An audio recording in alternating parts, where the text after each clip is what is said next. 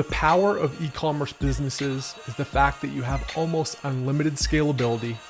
You can work remotely with a laptop.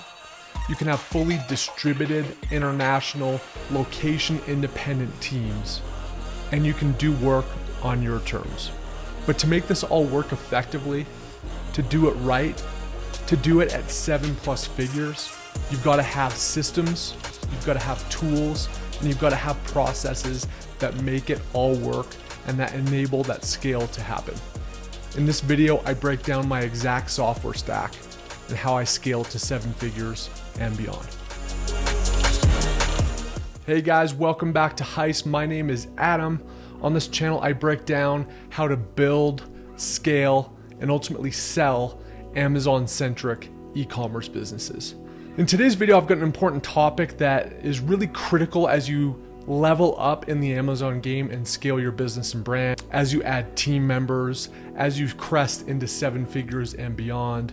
You really can't do it yourself. You've got to have a platform of resources that really enable that scale, that flexibility, and that leverage to take place in operating your business.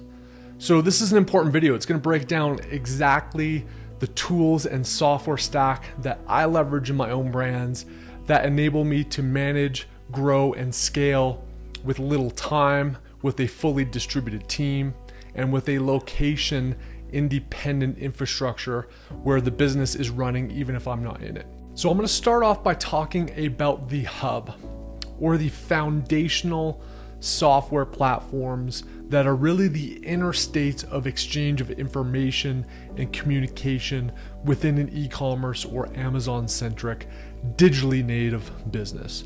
The first of which is really where all of the magic happens. It's a project management / task management / communication platform across the team. And the one that I use is called ClickUp. This is very similar to Asana, Trello, some people use Monday, but for my purposes, ClickUp really takes the best of all of these worlds and combines them in one platform. So you have the tile-based Kanban management that comes from Trello. You've got a lot of the project management and task management that you would see in Asana and Monday, but you can do a lot of other interesting things in this platform as well. So at its core, this is where I house all of the SOPs. It's got screen share recording software similar to Loom, where you can actually do screen shares and training or processes to tell your team how to do stuff. You can set up recurring tasks within each area of the business, which is super important. So if there's a daily repeating task, if there's a weekly repeating task, or a monthly or quarterly repeating task, you can plug those in, you can assign them, and then they auto run. So if there's daily reporting you want to see and somebody in our team creates that, you can have automated daily recurring tasks. So it really helps you do things once in terms of setting up SOPs, recording the process, and in terms of setting recurring goals and tasks so that your business runs like clockwork, and the assignment of tasks is really no guesswork whatsoever. Everybody knows what they need to do, when they need to do it, and then more importantly, how to actually do that and execute on the task. It's great also for one-off projects and initiatives. So if you've got a one-off initiative that you're looking to launch, you can create discrete one-off tasks and due dates and assignees. And then you can also layer in all of your goals. We use OKRs, or objectives key results. You can layer these in terms of goal setting, management, and transparency within the ClickUp platform as well. So really how you set these things up really makes it powerful. My process, because I've got multiple brands, I've got this YouTube channel, I've got other business-oriented things that feed into the overarching Heist platform. I've got different spaces or dedicated spaces for each brand or each monetization or content element of my business. So if I'm working on brand A within Amazon, it's got its own space, its own folders, and its own tasks. For this YouTube channel, as an example, or content strategy, it's got its own space with its own folders, its own tasks, etc. So you can compartmentalize depending on how complex your business is. If you only have one business entity and it's relatively down the middle, you can just use that one space with the oriented folders. So how I splice it up by space or by brand or by business initiative is folders targeting very specific elements of the business. So one of those is product. This includes the pipeline of products that I may launch or am evaluating. It includes the listing information and all of the category reports on Amazon, so that if I ever need to know anything about a particular product, I can go in and access it and understand what tasks are happening at that moment in time. The second is creative marketing assets. So photo pipeline, video pipeline, A+ content, video ads, etc. So if there's ever a creative initiative going on, we can track that within the creative folder. The next I like to call traffic. It's really any of the eyeballs, clicks, or visits to a particular web asset or ASIN. So that could be pay-per-click driving traffic, it could be external traffic, it could be influencers, it could be email, it could be SEO related tasks that we're looking at, but anything that drives traffic to a listing or e-commerce page, we put all of those activities, whether they're one-off or recurring, into the traffic folder. The next is operations, and this is where a lot of the recurring and active tasks take place within the business. This is everything from understanding what we need to order when in the demand planning process. It's logistics, getting stuff shipped from China to the US, into warehouses and into Amazon. It's vendor management, so working across all the various vendors to make sure that products flowing effectively and that we're launching products effectively. And then ultimately review cultivation, responding to customer inquiries, and everything that takes place in terms of customer experience. The next folder of tasks is management, and this is really where a lot of the magic happens in terms of keeping a pulse on and running the actual business. So this is where a lot of the daily, weekly, monthly, quarterly reporting takes place. This is where we keep a pulse on how keywords are doing, how ASINs are doing, how financial profitability is happening both at the SKU and the portfolio level. And it's also a hub for how are we doing from profit, loss, and cash standpoint, so that we have a healthy, functioning, financially sustainable business. Within this, we'll also do brand-based OKRs or goals, and also competitive analysis and landscape. And then finally, we've got a very discrete folder and task set for anything that's launching.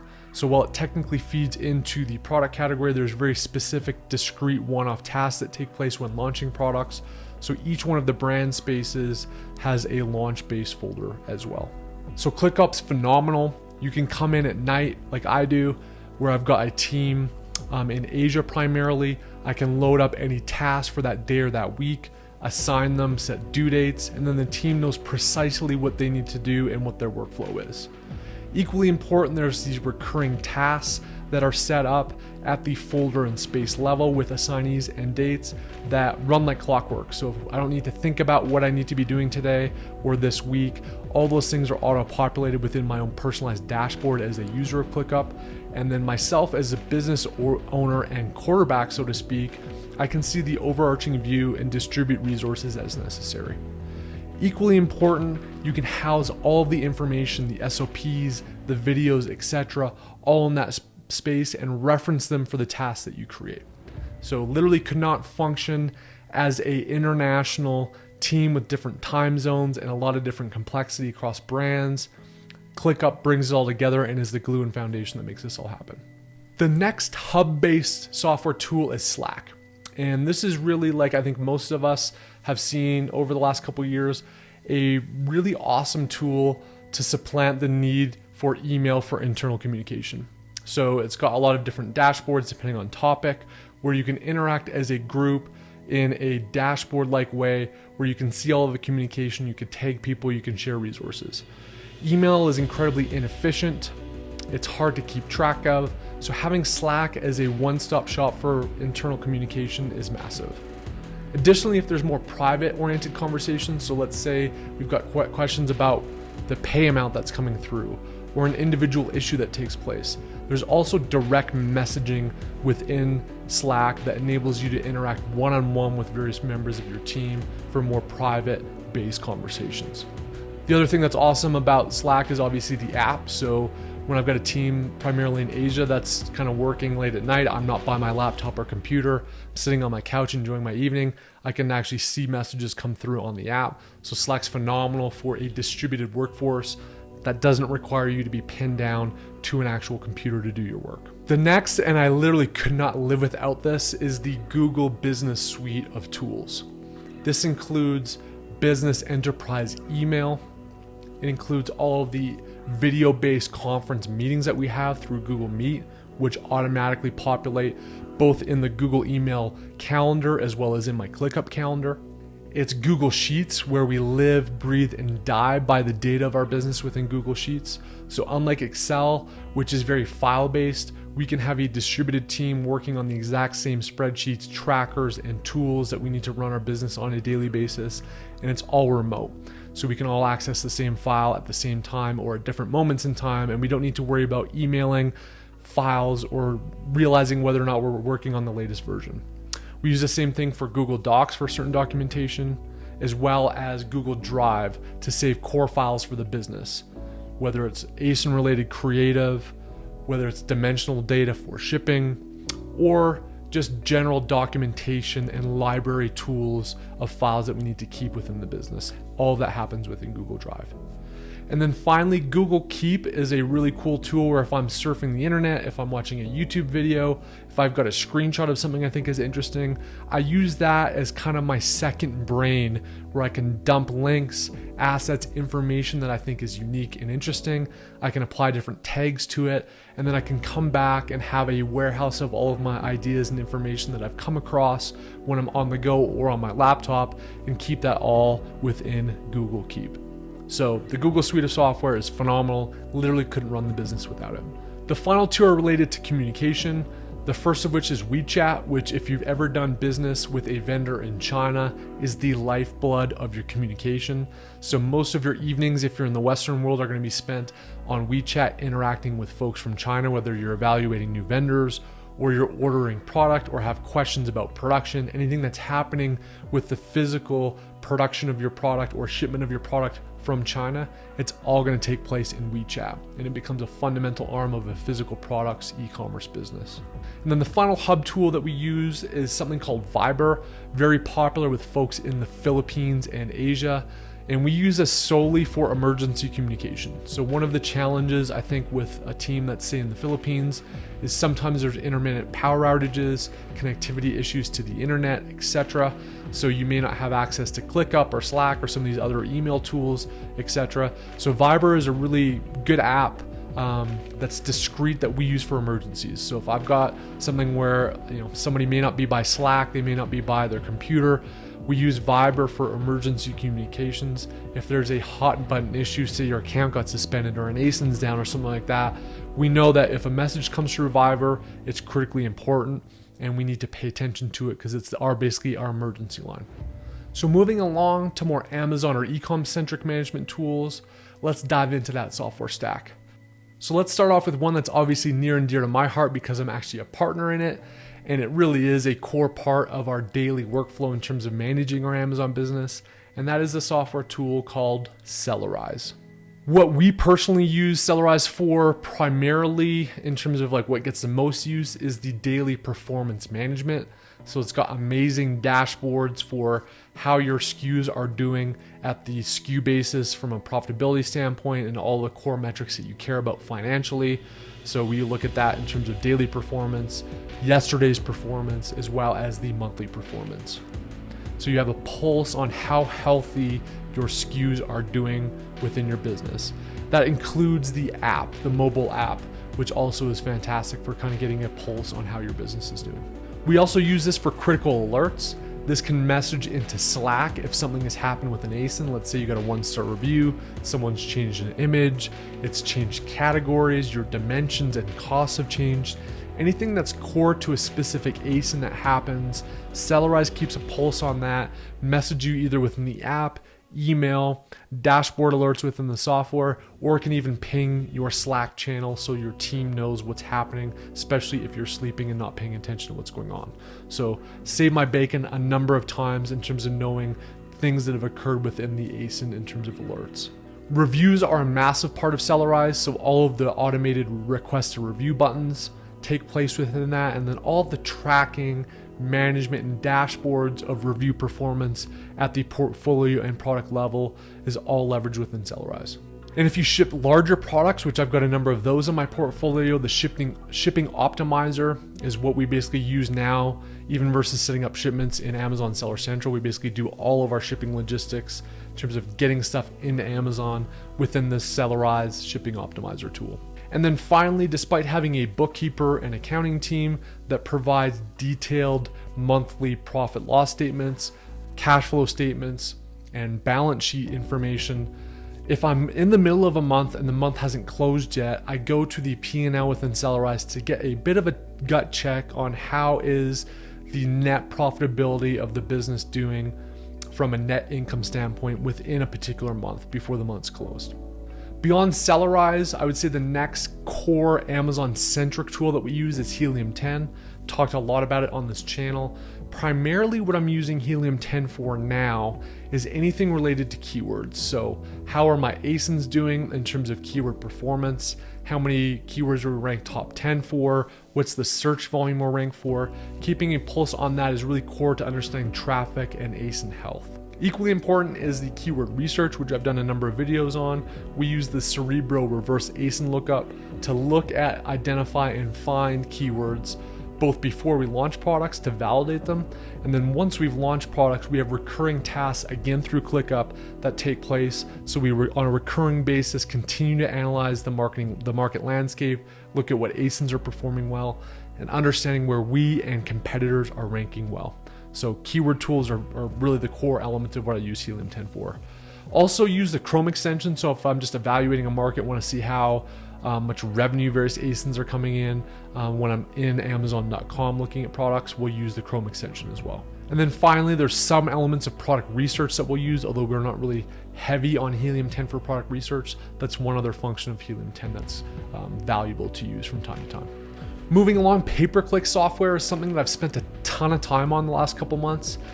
Being frank, I haven't found one definitively that I love yet, so I will report back on the ultimate software tool that we end up integrating long-term into the business, but I've been testing Perpetua, AdBadger, PrestaZone, which was actually purchased by HELIUM 10, and then HELIUM 10 has a very close kind of feature set as PrestaZone that's coming out, and something called Adtomic. So I've been putting all these tools through their paces in terms of how to optimize bids, how to flow keywords, how to negate keywords, how to manage the hub of pay-per-click activity within my Amazon brands.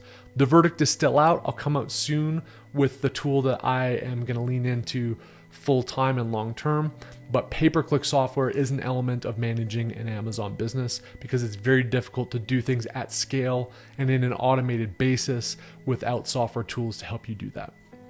Moving along to logistics, I just did a video about Forwarder One, which I'll put up here, but Forwarder One is our China to US based ocean logistics service and tool that we use to not only book quotes and get shipments organized, but also to track, monitor, and understand where they are in the process. Have they been picked up? Are they at China port? Are they on the water? Are they in California? Or are they on their way to my warehouse? That hub of information all resides within Forwarder One. And then finally, two more real quick ones. Shopify is the tool that we use to stand up our e-commerce sites. I don't do a ton there right now, though we've got roadmap to tackle that more heavily here in 2021. But it's primarily just information for customers from Amazon to find out about your brand. Whether they're wanting to see if you're legit before they purchase your product on Amazon, or they need post-purchase support. Oftentimes people will go to your actual website to get that information. You'll also get some trickle-through sales, typically somebody on Amazon that wants to not buy it on Amazon, wants to buy it from your site specifically, so you will get some small volume from it. But having a presence on a non-Amazon e-commerce platform is critical, and the one that we use is Shopify. And then finally, a tool that's been slowly migrating out of our necessity column, but that is MANYCHAT. We use this oftentimes for landing pages, for review funnels, and having direct interactions with our customers that we drive through the Facebook Messenger platform.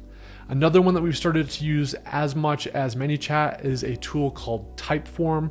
If you've ever clicked on one of my links in one of my videos where I capture your email address and give you, say, a file that I'm talking about in the video, we also use TYPEFORM for this channel as well. So between MANYCHAT and TYPEFORM, we manage our landing pages and our customer funnels to both engage customers and get their information.